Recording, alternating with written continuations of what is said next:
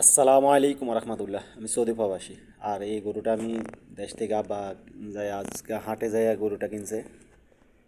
গরুটা কেমন কেমন দাম হলো জানাবেন। এটা গরুটা 57,000 টাকা দিয়ে কিনছিলাম। আগে একটা জার্সি গরু কিনছিলাম 50,500 টাকা দিয়ে, আর এই গরুটা কিনছিলাম 57,000 টাকা দিয়ে। তো গরুটার দাম কেমন হলো, আর আমি চাচ্ছিলাম আর কি জাত উন্নয়ন করার জন্য। এই গরুটা বকনা বাচ্চা। তো দামটা কি বেশি হলো না কম হলো জানেন, ঠকছি না দিচ্ছি।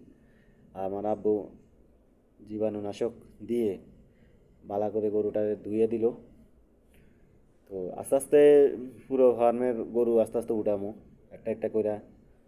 আবার আজকে আইস করে চলে গেছে বাজারে, বাজারে যাই এই গরুটা কিনে আনছে।